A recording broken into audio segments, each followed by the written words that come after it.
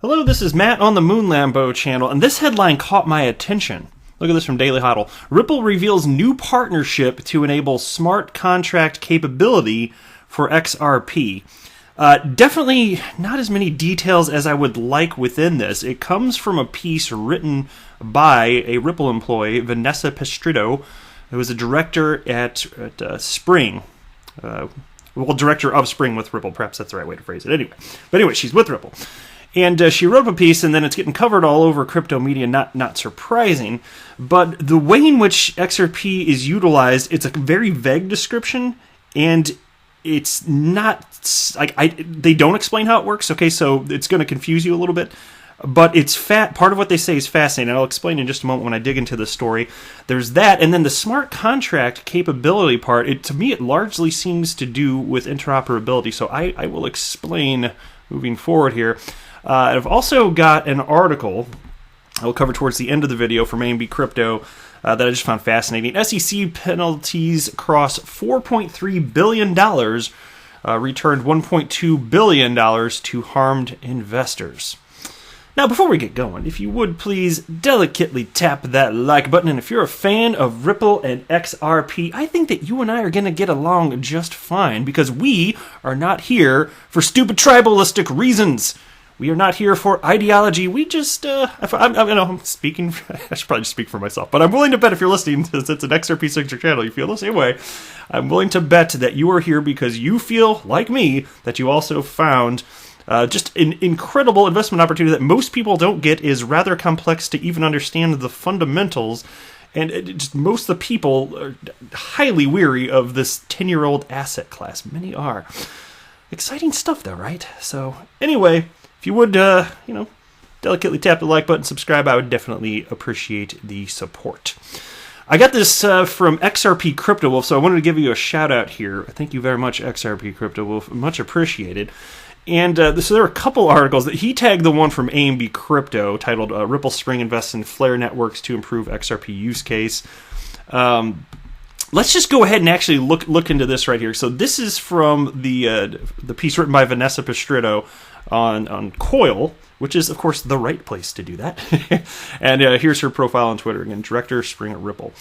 So take a look. Okay, I want to learn more about it. You're about to understand why. So check this out. At Spring, supporting new use cases for XRP has always been a key priority. We believe in interoperability to drive the mainstream adoption of blockchain tech, seeking out opportunities focused on smart contracts that overlap in our industry interests of gaming and decentralized finance. And indeed, a lot of what they've been talking about lately, really, as it pertains to Spring and just moving forward, decentralized finance. And there was, I was kind of surprised to see the gaming interest listed here, but of course that has been covered with, there's Forte. That was news from earlier this year. That's the latest development that I am aware of, anyway, just off the top of my head at least. Anyway, we are proud to today announce our latest investment in smart contracts with Flare Networks, the first ever Turing complete Federated Byzantine Agreement, FBA, protocol. The Flare network integrates the Ethereum virtual machine, enabling public and or private networks to leverage smart contracts. Like the XRP ledger, XRPL, Flare doesn't require potentially unscalable economic incentives to guarantee network safety. Mining, anyone? Flare's native token will be an algorithmic stablecoin. Check this out. This is a huge part of what I found fascinating. Flare's native token will be an algorithmic stablecoin created in part by burning XRP. And payments for a contract can be made and received in XRP via Interledger, which will be integrated with Flare. Okay, so burning XRP. Fundamentally, the way in which the XRP ledger functions, there's no word in here that's going to change. So I guess the amount that is burnt, the amount of XRP that is burnt, which it happens as transactions occur, is that somehow going to, there's going to be some sort of formula they set up that determines now there's X amount of the stable coin? To me, I've never heard a proposal anywhere along these lines. If something out there already exists along these lines, I just have not heard of it. Conceptually fascinating.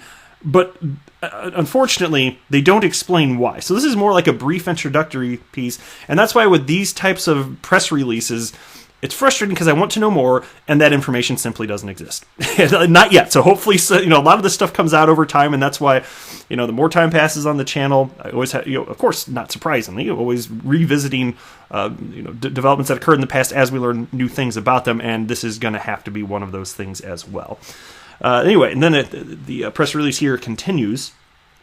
Flare will also use the XRP address and encryption system to provide XRP users with a virtually seamless way of interacting with smart contracts on the Flare network. And so there's the other thing. That's the other thing that caught my attention there. Because if you look here, this piece is titled Investing in Flare Networks. And then the little subheading here, enabling smart contract capability for XRP Ledger. But then again, what did I just read this last sentence here?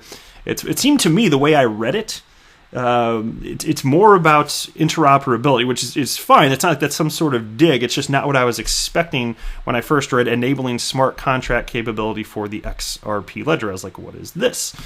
Because, other than this, the only time pretty much that I can recall off the top of my head that you saw Ripple talking about smart contracts was in the context of Codius, and that's pretty much it. So headlines caught my attention, and again, they did just take it from this piece quite literally.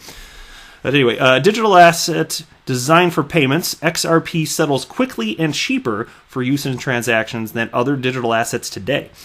Users and developers would like to leverage XRP in more use cases, and the Flare network will enable this capability for more companies and developers eager to leverage XRP Ledger for their needs.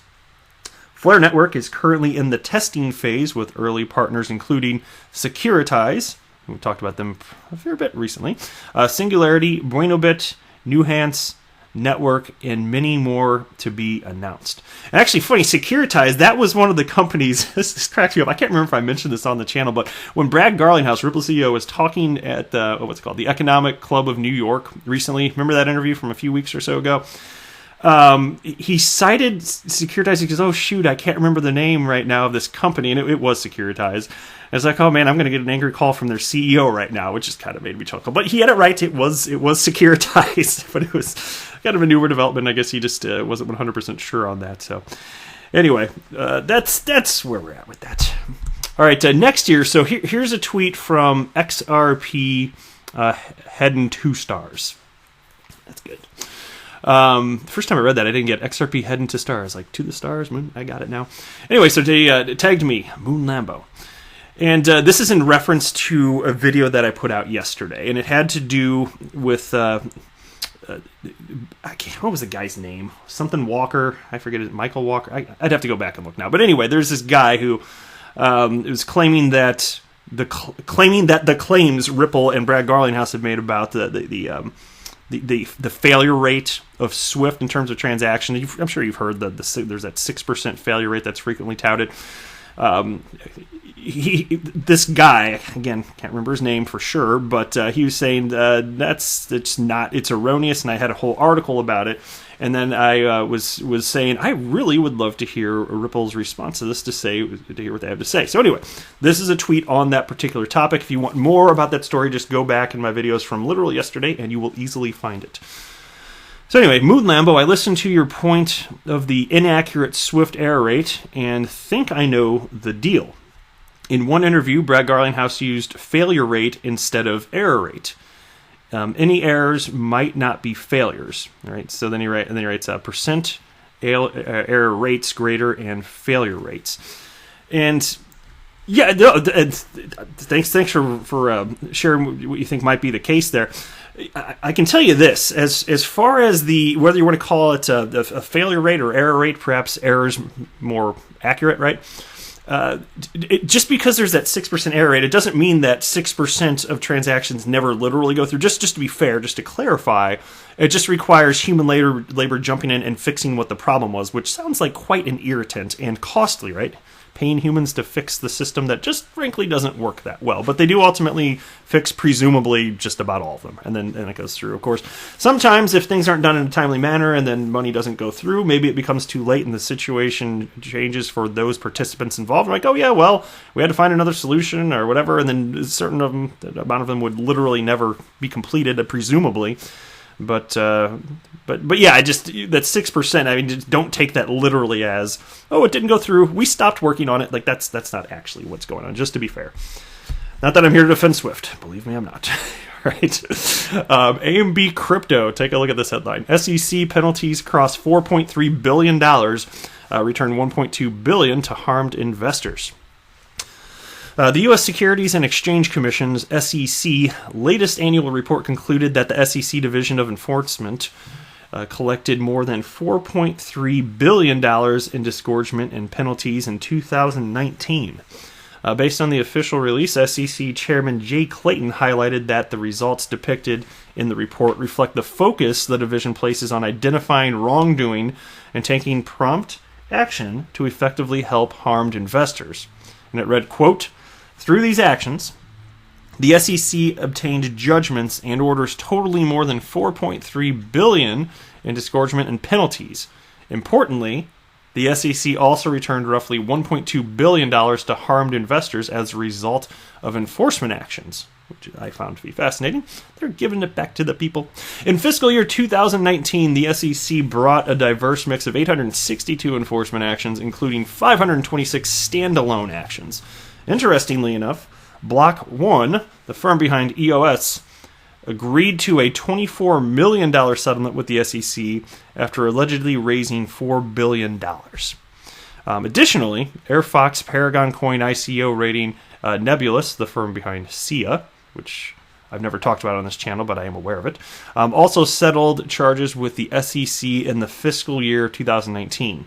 None of the penalties were more than $300,000.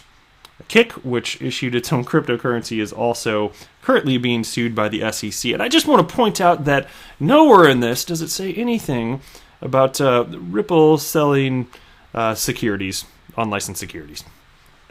So there you go. They're still in the news. Nothing along those lines, and they continue to shut down entities that launched ICOs and were indeed selling securities in the United States and were not legally capable of doing so, or legally had the right to do so. Yet here we are, 7 years later. XRP Ledger keeps on pumping, growing stronger every day in terms of adoption, and the SEC doesn't come down. What does that tell you? That's it for this video, though. I am not a financial advisor. Do not buy or sell anything because of anything that I say or write. That would be a very, very, very bad idea. Until next time, to the moon, Lambo!